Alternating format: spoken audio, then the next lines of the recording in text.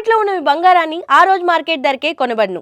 RK gold company 8143143637. నేను మిమ్మల్ని సామాజిక మాధ్యమాల్లో చాలా క్లోజ్గా ఫాలో అవుతుంటా. మీరు మా వెబ్సైట్కి కూడా చాలాసార్లు ఆర్టికల్స్ కూడా రాస్తున్నారు. మీరే విద్యా వ్యవస్థలో ఉన్న లోపాలను చాలా దాన్ని ఏమంటారు, క్షుణ్ణంగా కూలంకషంగా పాయింట్ పాయింట్ విమర్శిస్తూ ఉంటారు. అలాంటి వాళ్ళు ఒక 25 ఏళ్ల పాటు దాదాపు 9-10 మీకు బ్రాంచులు ఉన్నాయి, వేల మంది విద్యార్థులు ఉన్నారు. మీరిన్ని విమర్శలు చేసే మనిషిగా, అక్కడేమో ఒక స్కూల్ యజమానిగా, ఈ విమర్శలకు అతీతంగా స్లేట్ని ఎట్లా నడుపుతున్నారు? నేను ఏమి చేస్తానో అదే చెప్తానండి. అక్కడ నాకు ఇంటర్నల్ కాంట్రడిక్షన్, ఘర్షణ ఏం కనబడదు. ఫస్ట్ పీస్ ఆఫ్ మైండ్ వస్తుంది. 2 విస్తృతంగా పనిచేసే ఉద్యోగులు కావచ్చు, తల్లిదండ్రులు కావచ్చు, వాళ్ళ నమ్మకాన్ని చూరగొంటాం. సో అదండి నేనేం చెబుతున్నానో అవన్నీ 99.8%, ఎక్కడో 0.2% చిన్న, చాలా చిన్న, అది కూడా వేరే వాళ్ళకి సంబంధించింది చిన్న రాజీ ఉండొచ్చు, నేను ఒప్పుకుంటున్నాను. ఇప్పుడు స్లేట్ దాటి విద్యకు సంబంధించిన ఒక పెద్ద పిక్చర్లోకి వెళదాం. విద్య ఎందుకు ఇంతగా వ్యాపారం అయిపోతుంది? ప్రధానంగా పేరెంట్స్ థింకింగ్ అండి. ఇందాక మీరు ప్రభుత్వ పాఠశాలల గురించి ప్రస్తావించారు. ప్రైవేట్ పాఠశాలలు, నేను చెప్పాను కదా, ప్రభుత్వ పాఠశాలలో పుట్టి పెరిగాను, ప్రభుత్వ పాఠశాల చదివాను. 1985 ఒక అనుకుంటే, ఆ తర్వాత ప్రైవేట్ పాఠశాలల సంఖ్య పెరుగుతూ రావడం, ప్రైవేట్ పాఠశాలల్లో మెరుగైన విద్య అందిస్తారన్న నమ్మకం తల్లిదండ్రులు కలిగింది. అది ఎంతవరకు రియాలిటీ పైన ఆధారపడింది, ఎంతవరకు పర్సెప్షను, కేవలం అభిప్రాయం, వాస్తవానికి అభిప్రాయానికి ఎంత తేడా ఉంది అనేది పెద్ద చర్చనీయాంశం. కాకపోతే ప్రైవేట్ బడుల్లో యాజమాన్యం తల్లిదండ్రుల కన్సర్న్స్ని అడ్రస్ చేయడం, 2 ఆ రోజుల్లో ఇంగ్లీష్, ఇప్పుడు కూడా ఉందనుకోండి, ఇంగ్లీష్ మీడియం తీసుకురావడం, ఇది ప్రధానంగా ఆకట్టుకున్న అంశాలు. ఇప్పుడు ఆ దశ దాటేసామండి. కరోనా తర్వాత హైదరాబాద్లో కొన్ని స్కూల్స్, ఒక స్కూలు 1200 కోట్లకి అమ్ముడుపోయింది, ఇంకో స్కూలు 800 కోట్లకి, ఇంకో స్కూలు 450 కోట్లకి. ఇది ప్రైవేట్ స్కూల్ అమ్మేస్తున్నారు. విదేశీ ఈక్విటీలు వస్తున్నాయి. ఇప్పుడు హైదరాబాదు, ఆ మాటకు వస్తే ఇండియా అంతా పెద్ద పెద్ద నగరాల్లో, పెద్దదంటే విజయవాడ, తిరుపతి లాంటి నగరాలతో కలుపుకుని, రాజమండ్రి, వైజాగ్ అయితే చెప్పక్కర్లేదు, ఇలాంటి నగరాలతో, వరంగల్ లాంటి నగరాలతో కలుపుకుని సిబిఎస్ఈ ఇంటర్నేషనల్ పాఠశాలలు, సిబిఎస్ఈ తప్పటట్లేదు, ఇంటర్నేషనల్ కూడా. ఇంటర్నేషనల్ ఎప్పుడవుతుంది? విదేశాల నుంచి విద్యార్థులు రావాలి, టీచర్లు రావాలి, కనీసం కరికులం కావాలి, మెథడాలజీ కావాలి. ఇదేది లేకుండా సోకు, ఎన్ని ఎకరాల ప్రాంగణం ఉంది, ఎలాంటి బిల్డింగ్, స్టార్ హోటల్ లాంటి బిల్డింగు, అక్కడ షో ఆఫ్లు, ఒక మాటలో చెప్పాలంటే క్లబ్బులు లాంటి బడులు. ఈ పాయింట్కే వస్తున్నా. 800 కోట్లకు ఒక స్కూల్ అమ్మారు, 1200 కోట్లకు ఇంకో స్కూల్ అమ్మారని అంటున్నారు. ఈ 800 కోట్లు, 1200 కోట్లు, లేక 2000 కోట్లు పెట్టినవాడు, వాడు 2 ఏళ్లలోనో 3 ఏళ్లలోనో, మనం కొన్ని ఆసుపత్రులు చూసాం, ప్రైవేట్ ఆసుపత్రులు, డాక్టర్లు ఎంతో కష్టపడి 20-30 ఏళ్ళు వాళ్ళకున్న శ్రమ, వాళ్ళకు వచ్చిన పేరు, వాటన్నిటినీ పెట్టుబడిగా పెట్టి 10 ఏళ్ళో 15 ఏళ్ళో నడిపారు. అయ్యాక ఆ తర్వాత దాన్ని వెంచర్ క్యాపిటలిస్టులు తీసుకున్నారు. అది ఇప్పుడు ఇంకెవరి చేతిలోకో వెళ్ళిపోయింది. ఇప్పుడు స్కూళ్ళు కూడా అలాగే అయితే, ఇట్లాంటి జనాభా ఎక్కువ ఉండి చాలా కోట్ల మంది ఇంకా చదువుకోవాల్సిన చోట్ల అది ఎటు దారి తీస్తుంది? ప్రళయమే. చాలా సింపుల్ అండి, ప్రళయమే. ఇప్పుడు హైదరాబాద్లో సంవత్సరానికి 8 నుంచి 20 లక్షలు ఫీజు ఛార్జ్ చేస్తున్న స్కూల్స్ ఉన్నాయి. 20 లక్షలు అంటే స్కూళ్ళల్లో సంవత్సరానికి అంటే నెలకి 1,50,000 నుంచి కొద్దిగా తక్కువ 2 లక్షలు నడుస్తున్నాయి వాళ్ళ బిజినెస్లు కూడా. పుస్తకాలు మార్కెట్లో రేట్లు చూస్తే 2,000, 1,800 to 2,200 ఉన్నది 12 నుంచి 15,000 అమ్ముతున్నారు. యూనిఫాము, మేము నార్త్ ఇండియాకి సంబంధించిన ఒక వెండర్ని కాంటాక్ట్ చేసాం, క్వాలిటీ యూనిఫామ్ ఇస్తున్నాడు. మా కొత్తగా పెట్టిన కాగ్నిబోట్ ఇలాంటి పాఠశాలలో దాన్ని పెట్టాలనుకున్నాం. వాడిని పిలిచి మాట్లాడితే శాంపుల్స్ చూపించాడు. ఒక్కటి బాగా నచ్చింది నాకు. ఇన్సిడెంటలీ మా కాగ్నిబోట్ స్కూల్కి దగ్గరగానే ఉన్న ఇంకొక ఇంటర్నేషనల్ స్కూల్లో అదే యూనిఫామ్ ఉంది. దాంట్లో కొన్ని మార్పులు తీసుకొచ్చాను నేను. ఓన్లీ డిజైన్లో, క్వాలిటీలో ఏమి తేడా లేదు. వాళ్ళు 3 రేట్లకు అమ్ముతున్నారు అదే యూనిఫామ్. వీడేమంటాడు, మీరు ఎందుకు ఇంత చాదస్తాం, మేము వాళ్ళకే ఇచ్చాం, మీరు అమ్ముకోండి అని. అది రూల్ని అతిక్రమించట్లే నేను.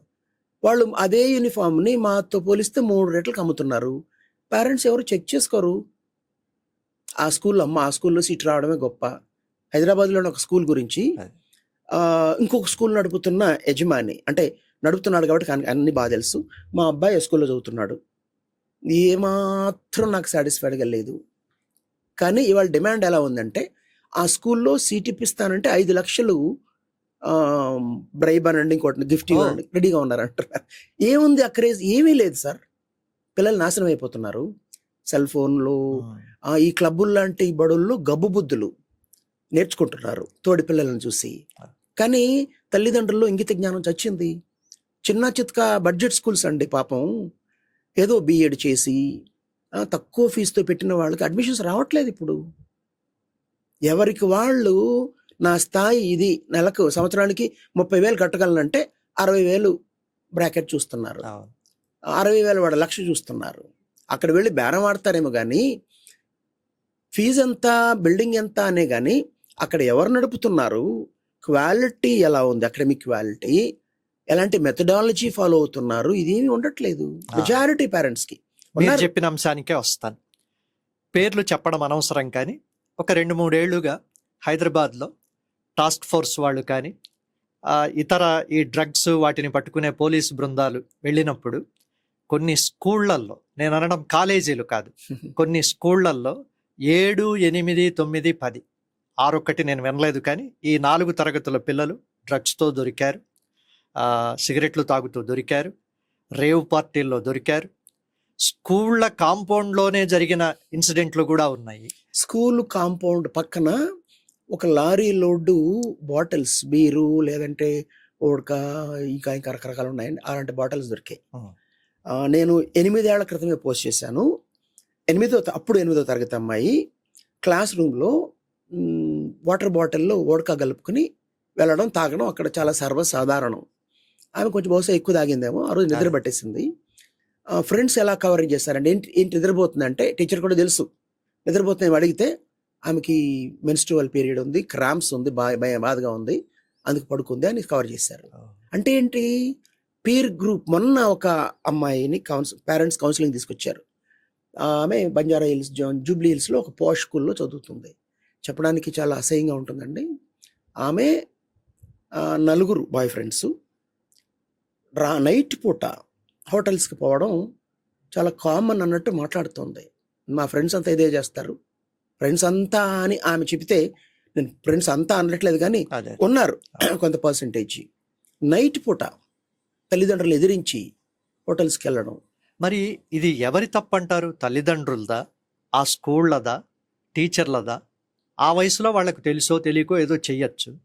వాళ్ళు రేపు దేశాన్ని నడపాల్సిన వాళ్ళు కదా, ఎవరు దీన్ని రిపేర్ చేయాలి? ముందుగా స్కూల్ తప్ప రైట్ అని వస్తాను. స్కూల్ ఎవరు నడుపుతున్నారు?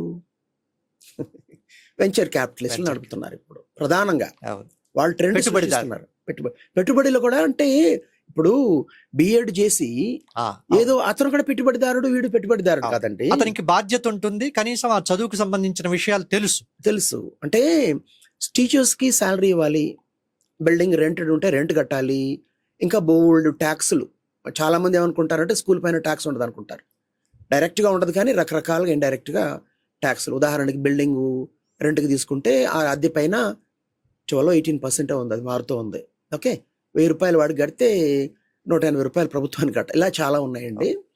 సో అందుకోసం నో లాస్ నో ప్రాఫిట్ బేసిస్లో ఫీజు వసూలు చేయడం అదే ప్రభుత్వం పర్మిట్ చేసింది. దాని తారాస్థాయికి తీసుకెళ్ళి వక్రీకరించి ఈ వెంచర్ క్యాపిటలిస్టులు 1200 కోట్లకి హైదరాబాద్లో స్కూల్ కొన్న ఒక సింగపూర్ బేస్డ్ కన్సార్టియం వాళ్ళు ఇక్కడికి వచ్చి మీటింగ్ పెట్టి, మేము ఈ 3 ఏళ్లలో ఇది ఇక్కడ అనేక దేశాల పేర్లు చెప్పి స్కూల్స్ కొన్నాము, అన్నిటికంటే ఎక్కువ ఇక్కడ పెట్టాల్సి వచ్చింది, అన్నిటికంటే తక్కువ రేట్ ఆఫ్ రిటర్న్ ఇక్కడ ఉంది, మీరు ఏం చేస్తారో తెలియదు, రేట్ ఆఫ్ రిటర్న్ ఇంత రావాలని చెప్పి వెళ్ళిపోయాడు. ఓహో. వాళ్ళకి టార్గెట్స్ ఆర్డర్ని పట్టుకుని వాళ్ళు పనిచేస్తారు, చేయకపోతే వాళ్ళకి ఉద్యోగాలు ఉండవు. పక్కన జంక్ ఫుడ్ పెట్టుకుంటే సిబిఎస్ రూల్స్ ప్రకారం క్యాంపస్ లోపల పెప్సీలు ఇలాంటివి అమ్మకూడదు, పక్కన పెడతారు టెక్నికల్గా, అవును అంతే కదా, గోడ గోడ పక్కన. అలా ఇంకా చాలా ఉన్నాయండి. పిల్లలకి ప్రీ లోడెడ్ ట్యాబ్ అని ఒకటి ఇస్తారు, అది 5,000 అయితే 20,000 వసూలు చేస్తారు. ఇలా చాలా తల్లిదండ్రులకి టోకరా వేయడానికి మార్కెటింగ్ స్పెషలిస్టులు వచ్చారు, ఎంబీఏ వాళ్ళు, ఎలా ఈ ప్రాఫిట్ పెంపొందించుకోవాలి అనేసి. కాబట్టి తల్లిదండ్రులదే ప్రధానంగా తప్పంటే దోషులుగా నిలబెట్టి శిక్ష వేయడం కాదండి, మన కుటుంబాన్ని మనం సరిదిద్దుకోవాలి. క్లబ్బులు లాంటి బడుల్లో పిల్లల్ని చేరిస్తే అక్కడ తోటి పిల్లలు ఎలాంటి మాట మాట్లాడుతున్నారు, మా నాన్న ఏదో ఈరోజు సింగపూర్ నుంచి వచ్చాడు, ఏదో నాకు ఈ షూస్ కొనుక్కొచ్చాడు, మేము రేపు సమ్మర్లో న్యూజిలాండ్ టూర్ వెళ్తున్నాము, మా ఇంట్లో 5 డ్రైవర్లు పనిచేస్తున్నారు, ఇలాంటి మాటలు మాట్లాడితే, ఇలాంటి షో ఆఫ్లు పిల్లలకు ఉంటే తోటి పిల్లల నుంచి వాళ్ళు ఏం నేర్చుకుంటారు, శ్రమ విలువ ఏం తెలుస్తుంది, వీళ్ళు నాయకులు ఎలా కాగలుగుతారు భవిష్యత్తులో. పారాసైట్ని తయారు చేస్తున్నాం. కర్మగాలి ఆ కుటుంబ ఆదాయం కనుక చితికిపోతే ఆ లోవర్ స్టాండర్డ్ ఆఫ్ లివింగ్కి తట్టుకోలేక వాళ్ళు ఇంకా పర్వర్షన్ వచ్చి దొంగతనాలే చేస్తారు, ఆత్మహత్యలు చేసుకుంటారు. అంటే చీకటి నిశీది ప్రపంచం వైపు మన తరాలని, భావితరాల్ని మనం అడుగులేయిస్తున్నాం. ఇది చాలామంది అనుకున్న దానికంటే చాలా తీవ్రమైన సమస్య.